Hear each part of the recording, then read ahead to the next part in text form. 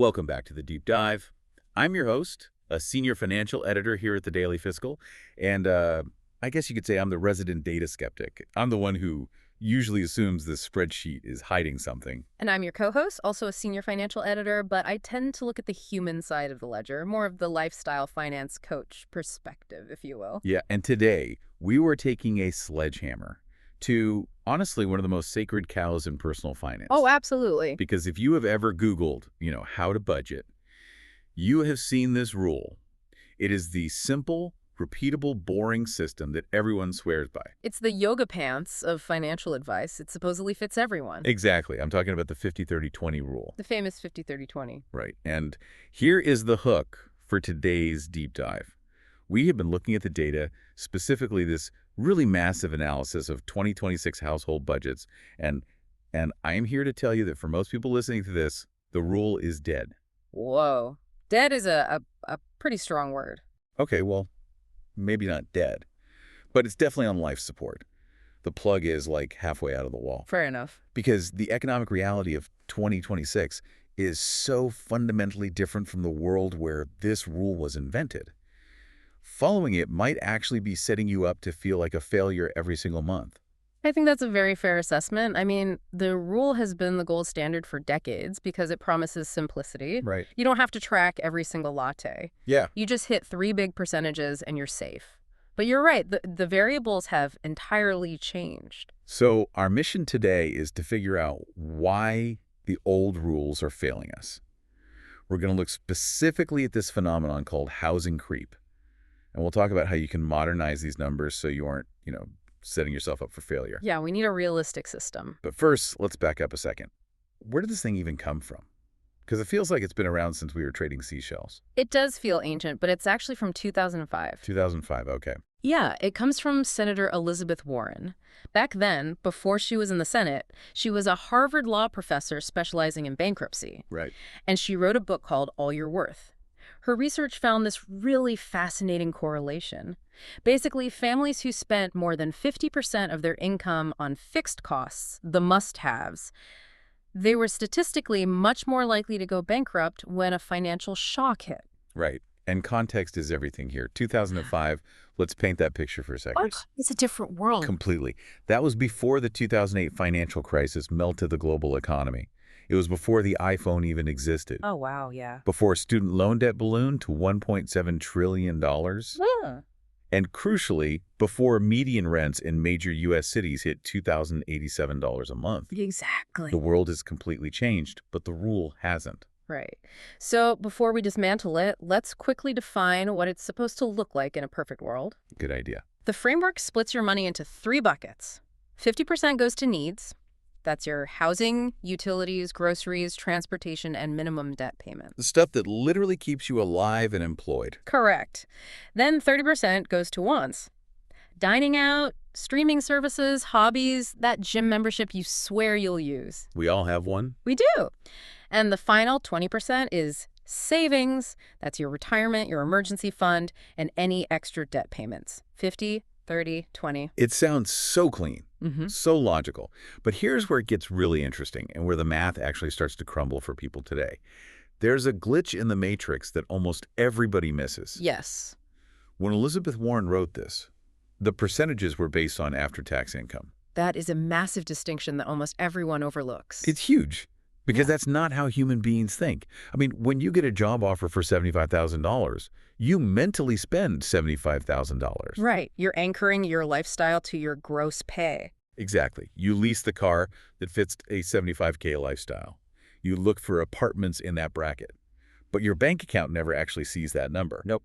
Between federal tax, state tax, FICA, and that 401K deduction you forgot about, your actual spending power, is closer to 55 or 57,000. Yeah. So you're applying a 2005 rule to a gross salary number, and by the time the money hits your account, the math is already broken. And that leads us directly into the data. We have some really fascinating case studies from the source material that illustrate this perfectly. Yeah, let's get into the numbers. We looked at real household budgets from Austin, Texas, Cleveland, Ohio, and Seattle. Let's start with Austin. This is what I call the Austin reality check. Uh-huh. We have a single professional. Gross salary is $60,000. Which is a respectable entry to mid-level salary. Totally. So their take-home pay is about $4,200 a month. Mm. Now, under the classic rule, their needs should be capped at 50%, which is roughly $2,100. Okay, $2,100 for needs. So that has to cover rent, car, food, lights, insurance. And this is where reality just kicks the door down. In Austin, a standard one-bedroom apartment is going for $1,450. Wow. And I'm not talking about a luxury penthouse with a concierge and a rooftop pool. Uh, I'm talking about a standard box with drywall and a window. Just the rent is $1,450. That is already 35% of their take-home income. and you haven't bought groceries yet. You haven't put gas in the car? Exactly. Yeah. Let's layer in the real costs of 2026. We add in a car payment and insurance. Let's say $487, which is pretty modest these days given interest rates. Very modest. Groceries are $380. And have you seen the price of eggs lately? Mm. That $380 isn't buying filet mignon, right? It's buying pasta and chicken. Right. Then you add utilities, internet, which is a utility. Now, let's be honest, health insurance premiums deducted from the paycheck. Yeah, when you add up just the bare minimums to exist in Austin, the needs bucket hits $2,687. So instead of 50%, they are at what? 64.2%. Man. They are over budgeted by nearly 15% before they have spent a single dime on fun. This is what we mean by housing creep. Yeah. Housing costs have crept up so high that they are just cannibalizing the rest of the pie chart. And this is where the psychological damage happens. Because if your needs are at 64%, you have to cut from somewhere. You can't cut the rent. Hmm. The lease is signed. Right. You can't tell the electric company you're only paying 80% of the bill this month. So you have to slash wants and savings. Yeah. In this Austin scenario, to make the math work, this person's savings dropped to about $621 a month. That's only about 15%. So they're failing the 20% savings rule. Because the 50% needs rule is mathematically impossible for a single earner in a popular city. They're failing a test that was basically rigged against them from the start. Now, that distinction you just made, single earner, is vital. Right. Because when we look at the Cleveland case study, we see a completely different picture. This is where the old rule actually still works, and it highlights a massive economic divide in the country right now. Tell us about the Cleveland exception, because usually when we talk about Cleveland finances, it's not quite this optimistic. Very true. But here we have a dual-income family. Combined gross income is $110,000. Okay. Take home is about $7,300 a month. They have a 3-bedroom house, 2 cars, and a kid in childcare. Okay, that sounds really expensive. I mean, a kid in childcare is basically a second mortgage. You'd think so, but their mortgage is only $1,580. Wait, hold on. Their mortgage for a 3-bedroom house is almost the exact same as the rent for the 1-bedroom apartment in Austin. Almost identical. And this is the roommate bonus grown up. It's economies of scale. Break that down for us. Think about it. The internet bill is $80 whether one person uses it or 2. The heat doesn't cost double just because there's a second body in the house. You can buy the bulk pack of chicken breasts. In Cleveland, that dual income creates a shield. They essentially split the fixed costs down the middle, whereas our Austin friend is carrying the entire anvil alone. So when you run their numbers, Their total needs come in at $3,577. That is exactly 49% of their income. wow, so they pass. They pass with flying colors. They can comfortably hit the 30% for wants and the 20% for savings. That's incredible. Right. But the takeaway here isn't that Cleveland is necessarily better than Austin, though I'm sure people in Ohio would argue it is. It's that the 50-30-20 rule really only functions smoothly in mid-cost of living areas or for dual-income households where housing doesn't completely dominate the budget. It really feels like the 50% rule is basically a fairy tale for anyone single in a coastal city. But let's look at the other end of the spectrum, the high earners.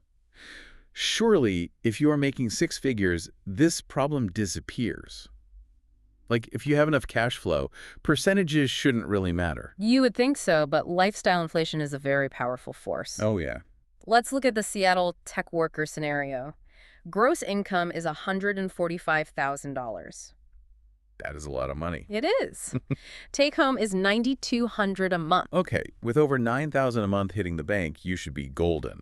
But they live in Capitol Hill, so rent is $2,350 for a nice place. And here is the kicker. student loans. Ah, the $1.7 trillion elephant in the room. Yep. The average student loan payment in 2026 is $387. But for a high earner like this, it's often higher because they're on an income-driven plan or maybe they have a graduate degree. Right. In our data, this person pays $574 a month on loans. Ouch. That's a car payment. That's a nice car payment. For a piece of paper. When you add that $574 to the high rent and the generally higher cost of living in Seattle, I mean, coffee is $7, a sandwich is $18, their needs hit 57%. So even the rich tech worker fails the 50% test. They do, but, and this is a fascinating nuance, does it actually matter? What do you mean? Because even though they are at 57% for needs, they are still saving $1,471 a month. That is almost double what the Austin worker is saving. That's a great point. You can't eat percentages. Absolute dollars matter. If I'm saving $1,500 a month, I don't really care if my spreadsheet cell turns red. Precisely. But strictly speaking, the rule says they are failing. And if you are the type of person who stresses over checking boxes, seeing that red failure flag every month is incredibly discouraging. Yeah, it creates a sense of futility. Exactly. And that brings us to the student loan impact more generally. If you have significant debt, that 50% cap on needs is just unrealistic. I mean, for someone earning $50,000, student loans alone can take up 11% of their income before they've paid rent or bought a single sandwich. Wow. So if the 50-30-20 rule is broken for the single professional, the high-cost city dweller, and the student loan holder, what do we actually do? We can't just throw up our hands, say budgeting is a lie, and go buy a boat. No, please do not buy a boat. Right. We modernize. We have to acknowledge reality. If housing costs 35 or 40% of your income, you cannot magically force your needs into a 50% box. So the source data proposes the 60-20-20 solution. Okay, lay that out for us. Is it as simple as it sounds? It is. It's an adjustment specifically for high cost of living residents. You bump the needs bucket up to 60%. Yeah. You are essentially giving yourself permission to pay that higher rent without feeling guilty. Then you keep the savings anchor at 20%. So the sacrifice has to come from the wants. Exactly. The wants drop from 30% to 20%. Man, that sounds painful. I mean, cutting your fun money by a third, that's fewer dinners out, fewer concerts. It is a trade-off, but here is my perspective as a coach. It is better to have a realistic system that you can actually stick to, like 60-20-20, than to fail at an impossible one every single month. Then you just give up entirely. Right. If you try to force 50-30-20 in New York City, you will just end up raiding your savings account to cover rent, which is so much worse. You end up with 70-30-0. That makes perfect sense. You're acknowledging the housing creep rather than blindly fighting it. Now, the source material also mentions a few other splits for specific situations. What about the debt destroyer? Yeah, so if you are drowning in high-interest debt, like credit cards or personal loans, you might try 70-20-10. Okay. That's 70% to needs, but that needs bucket includes really aggressive, non-negotiable debt payments. You keep 20% for wants, so you don't burn out, and you drop savings to 10% just to keep a small emergency buffer while you kill the debt. And on the flip side, what about the FIRE movement, folks? Financial independence, retire early. Right. They flip the script entirely to 50-20-30. They keep needs really lean, wants modest, and pump savings up to 30% or more to accelerate their wealth building. Okay, so the common thread here seems to be flexibility with the first two numbers, but we will get to the third number, savings, in a minute. First, I really want to touch on the psychology of it. Yeah, this is the best part. Because when you say cut wants to 20%, that sounds really easy on a spreadsheet. But in practice, defining what is a want and what is a need is remarkably slippery. The gray zone. This is literally where budgets go to die. Right. Like, is high-speed internet a need? If I work from home, absolutely. Is Spotify a need? Emotionally, yes. Financially, probably not. Okay, but hold on. If I cut Spotify, I'm saving, what, $12? That's not fixing a budget that's blown up by a $2,400 rent check. Yeah. It feels like we're rearranging deck chairs on the Titanic. Well, it's not about the $12. It's about subscription creep. You have Spotify, then Netflix, then the gym you don't go to, then the premium cloud storage, then the curated dog toy box. Suddenly your wants are masquerading as fixed costs. The framework we found in the research helps strip that disguise away. All right, I'll bite. How do I actually distinguish a want that feels like a need? We have two behavioral economic frameworks. They're just little mental tests you can run. The first is the survival test. Okay. Ask yourself, if I lost my job tomorrow, would I still pay for this? Okay. Rent. Yeah. Electricity. Yes. Premium cable package. No. Right. Internet usually passes the test now because you need it for job hunting. Mm-mm. But the latest iPhone? No. That fails the survival test. What's the second test? The substitution test. This one is super powerful for big purchases. You ask, is there a significantly cheaper alternative that meets the exact same core need? Give me an example of that. Transportation. You need a car to get to work. That is a fundamental need. But do you need the $45,000 SUV with the heated steering wheel? Or would a $15,000 used sedan get you there just as reliably? I see where you're going. The need is the price of the sedan. The difference in price, that $30,000 gap, is a want. Precisely. You are categorizing the luxury portion of the purchase as a want. This stops you from justifying a luxury lifestyle as a necessity. That is a really helpful way to frame it. It stops you from lying to yourself, Yeah. but you also warned about the deprivation trap. Yes, this is critical. I have seen people get totally fired up and try to slash their wants down to 10% or even 5%. They live like monks for 3 months. No coffee, no movies, no joy. And then what happens? They completely snap. They binge spend. It's exactly like a crash diet. You starve yourself and then you eat the entire cake. Right. A sustainable 20% savings rate is infinitely better than an unsustainable 40% rate that you quit after 90 days. You have to leave room for joy. The wants category isn't wasteful. It's what makes the budget sustainable long term. I love that. Budgeting isn't punishment. So we have talked about flexing the needs and squeezing the wants, but there's one number we really haven't compromised on, the 20% savings. A anchor. Both of us agree, and the data strongly supports this, that while the 50-30 split is totally negotiable, the 20% savings is the only true non-negotiable number. It has to be. That 20% is your only buffer against the unexpected. It is your retirement. It is your forget-you money. If you compromise on this, you aren't just adjusting a budget. You are literally borrowing from your future self. But saving is hard, especially when rent is eating 60% of your check. The strategy to hit this isn't just, try harder. It's pay yourself first.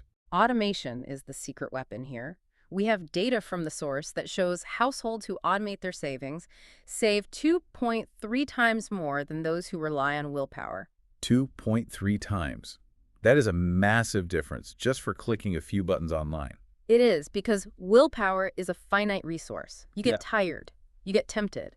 If you have to manually transfer money to savings at the end of the month, you will absolutely find a reason not to. Oh, yeah, you'll see the money sitting there and think, I could really buy those shoes. Exactly. But if it disappears from your checking account the second your paycheck hits, you never see it. You cannot spend what you do not see. Exactly. Direct deposit splits are the best way to do this. Have your HR department send 20% of your check straight to a high-yield savings or investment account. Don't even let it touch your checking account. That's smart. Treat it like a tax. You don't miss the taxes taken out of your check because you never actually had them in your hand.